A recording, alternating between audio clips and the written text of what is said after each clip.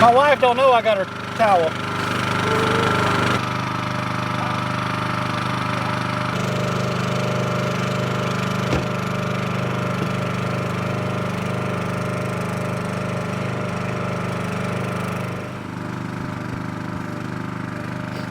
That water sticky just for looks, huh?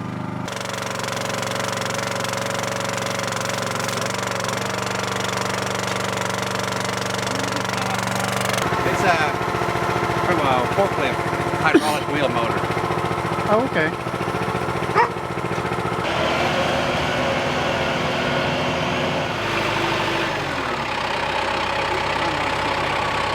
Oh, that makes sense. You're Mine. crushing it with too much that speed. pile, once we get through with it, I'll tighten the rollers up, and then we'll run it back through there again. You won't do it all in one pass. This would go slow enough you can get it all squashed. That's good for diabetes, ain't it? It's got sugar in it. I got mine from an old fella in Holt, Florida. I don't know, it's probably maybe 10 years ago now, something like that. Yeah. And then redone it. When you went through and redid it, what'd you have to do to it? It's not a whole lot to it. Just they can pull the main bolts off and the top comes off and all the parts come out. So I tried a couple different methods of removing the rust. One is I use my battery charger and stuck it in salt water. Yeah. Oh, it did like the electrolysis type. Done the electrolysis. I done that on the parts with the letters. And the other parts I just went and sandblasted them. Because electrolysis took forever. I've been looking at the meals over the past year or so, and the price of the meals. Hard to find now. Oh, have they really? You can't hardly find one for under $1,500 now. How much you pay for that one? 150? 200? I Something don't like know that? what you paid. Yeah, something like that. It would. $150, $200? Yeah. You got it for free then. Even the end of the rollers is worn down because they've been running it without bearings, just metal to metal.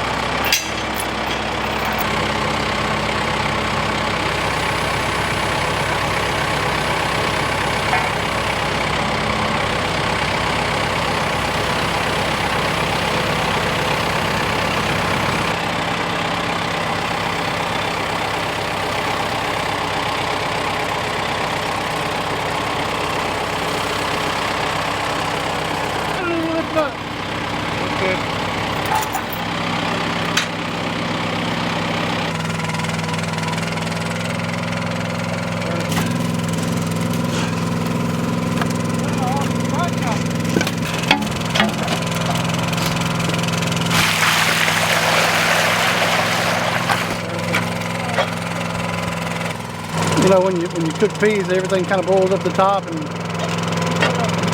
scrape all the trash off. The same thing happens with the sugarcane trash.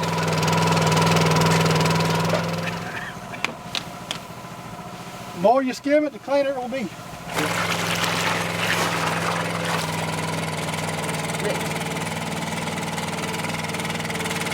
This time of year is just beautiful to be outside. So, can't do it. You can't do a whole lot outside in the summertime. It's so hot. Mosquitoes will tear you up and you sweat to death.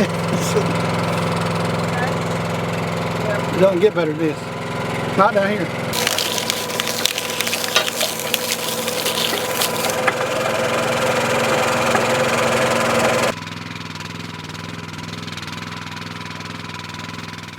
usually takes about 3 or 4 hours if we had a full pot. Now, if we don't have a whole lot more than this, it will take 2.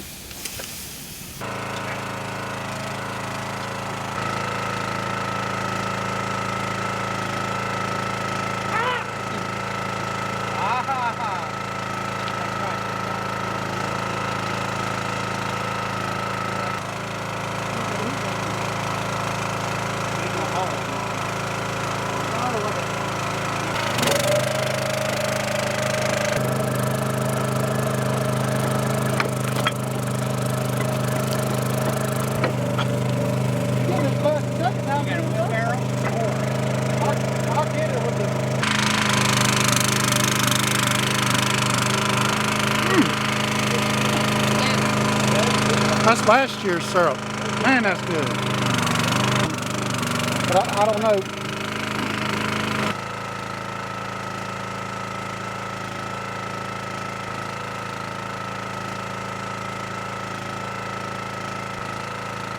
Once it gets close to done, it'll get like golden and it'll smell so good. Yeah. You see how easy all the trash just flows to the top? Just skim it off. Turn it on.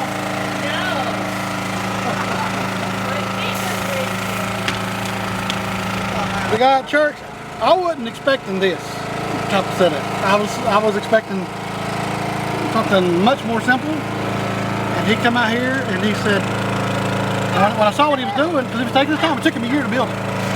He'd come out and he'd put 4 hot bricks on it a day sometimes. And then I'd show up for it. But then I said, I'm not expecting that much. He said, I'm having fun. Leave me alone, let me do what I want to do. And I said, you go. And it wouldn't take any more money than just what we had originally agreed upon. But I said, well, I dedicate it to you. So I had the plaque made for him. He said, let me do my thing, and we did. It literally took him a year to build it. But he would just take his time. Take his time. I mean, I poured a slab for it, and I was pouring another concrete slab anyway. So all the leftover concrete we just used in this hole. We had more than I should have. Wrapped up in a year.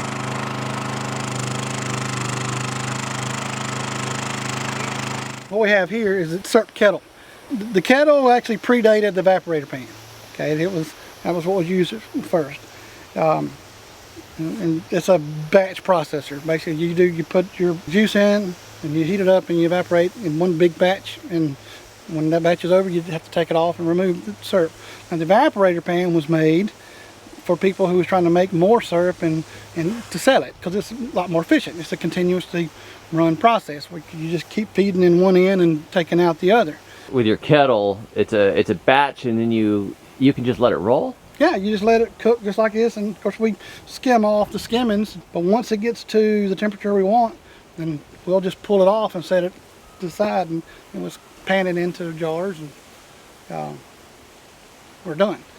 Now with the evaporator pan, there's a valve at the very end. You just open it up, close it, and just try to keep the temperature right where you want it at the end. The old sign going into the Spanish Fort Estate subdivision, I think, one built in the 60s, they tore that sign down with those bricks. Some dude right there in that subdivision got them, and apparently didn't realize how much trouble it was going to be to, reclaim them. Clean them up. Well, he put them on Facebook. Come get them for free. I jumped in my truck, grabbed my trailer, and we shagged down there. I mean, I'm gonna get old Chicago brick for free. I don't mind knocking the mortar off. They sell old Chicago brick for more than new brick these days. I've probably got another 1,000, 1,500 over there that I ain't gonna use. You gave me a few of them that I'm doing my brick pizza. Oh, that's right, that's right. Yeah. So I got some of these bricks stacked behind my house right now.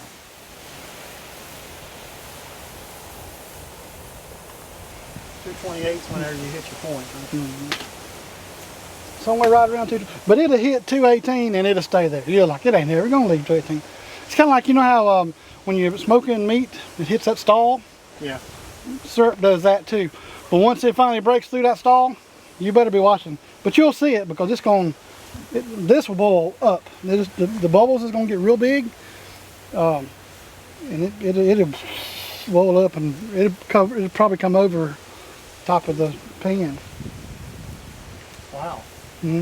Because it's getting syrupy and it's real sticky, and the bubbles it's making gets bigger and you can blow the balloon up. Our target temperature is about 228. That's when we know it's time to pull the syrup's done. Go any further than that, you're really getting close to that spot where you're going to end up making sugar. And if you try to set it in your glass very long, you'll do like I did that. You'd have to reheat it to get it to be syrup again. Okay. It'll make a sticky syrup. Yeah, there's a little magic point there. If you get just a little bit too far, it's gonna crystallize and set up on you. Which is okay. I mean, you can always heat it up and then put a little water in it in the pot and put it back. Little country store, you don't see them selling much no more. People don't know how to chew it. I had a dog, a beagle. This is a true story. Whenever, like about a week after we'd squeeze cane, she'd go out there and she'd just chew that stuff and chew that stuff. You know, still went through a fermentation. I come home one day and my beagle was laid over in the backyard, drunk as she could be. I thought something was wrong with her. So I realized what she had done. Daddy said when he's making whiskey, they have hogs out free roaming till they did that mash after they emptied it out, so they get drunk and lay down. Oh, it is. And I actually ordered a box of, official blue ribbon because I wanted, that. And I wasn't impressed with the blue ribbon, honestly. It wasn't as good as the other stuff. And then whenever Mr. Trawitt brought some up, once we made syrup out of that dark purple cane, man, it was hands down so much better tasting. And so I come home and I dug up all of mine and just replanted nothing but that. And that's all I got on this hill now. Them bubbles starting to overlap each other. You can look at the viscosity as it drains off your skimmer, and a lot of people don't use thermometer, but my granddaddy used to do this, but I never really could. I wasn't old enough to ever really be a part of it. And then I ran into Jerry Threadgill, a good friend of mine, I don't know, it's probably been 15 years ago now, and he invited me over to his syrup making, and I fell in love with it and just enjoy doing it. And then so I done with him 4 or 5 years and decided it was time for me to make mine. So this setup, 2018 was the first time we made syrup here with this. Now I had gotten the mill probably 5 years before that and redone it, and we squeezed out here, but I'd always take it to Jerry's and cook it. In 2018 is the first time we cooked on this in this pot. It's done hit 219 now. I'm fixing to grab my tractor, go and get it set up. But once it gets up on that a little more, that temperature will jump.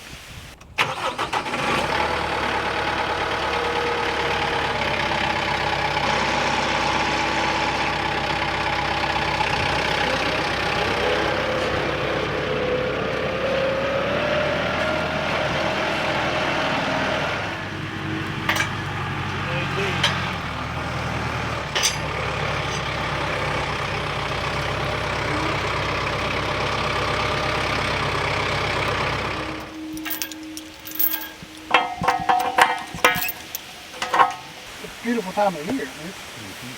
Nice weather. That patch out there has been there for, I don't know, at least 10 years, maybe longer.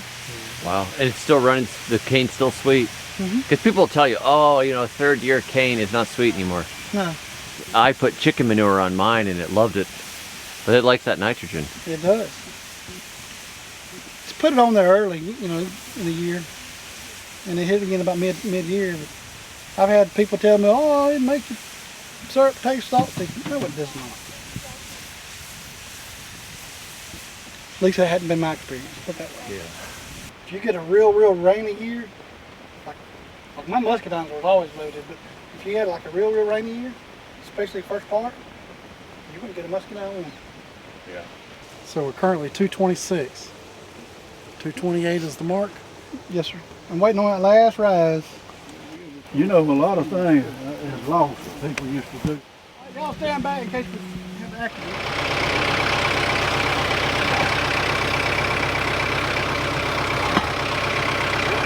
What? Hold it, Nope. hold it.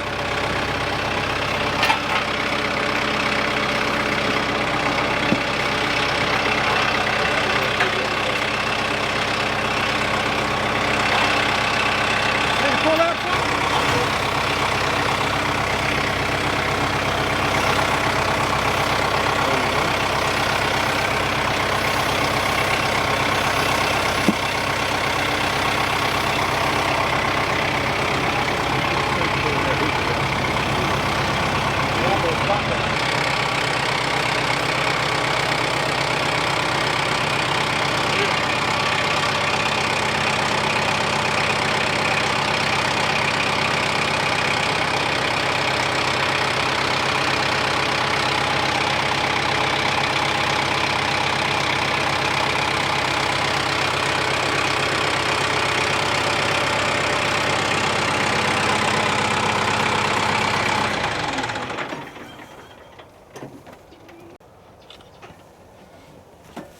We didn't even lose none. Was this your first time doing a cane boil? Yeah. Girlfriend Hannah, she's done it since she was 10.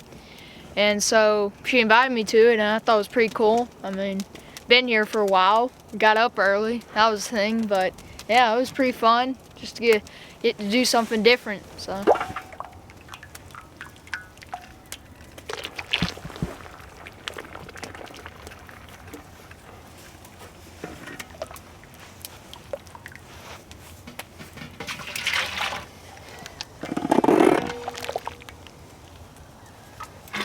Well, Ben, about how many gallons of juice do we start with? We'll probably put maybe 30 gallons, maybe? 30. Yeah, I would say that's about right, about 30 gallons. I guess we'll jar it up and see what we come up with. Well, whatever, I'd like to get a couple of those. Yes, sir. Y'all take what you want. I don't really want much at all, maybe a jar. Yeah. Y'all take it amongst yourselves, whoever wants it. Like I said, it's not about dessert for me. First thing I done this morning is I built a fire. Yeah, but we were crushing cane, then you started the fire. Yeah, but it takes a while to get that fire hot. You gotta get some better. And I had kind of green wood last time too. I'd have never thought that had made that much syrup. I've been to Vermont and seen them. I haven't seen them do the syrup, but I've seen them lines going through the trees. Oh yeah. They got little polyethylene line now instead of ever. Well, it takes a whole lot more maple juice than it. Yeah. When I lived up in Maine, I went to a guy's sugar shack, and his whole yard was full of maple trees. And he had those tubes going from every tree down to a central tube that went into his sugar shack, and then he would just turn the tap on right there, and into his vat it would go. Yeah, he had it set up. Y'all think we got enough to go around there? Man, Lord, I would have never in my life thought that. I thought if I got a taste on my finger, I'd be doing good. How about that? That's no it.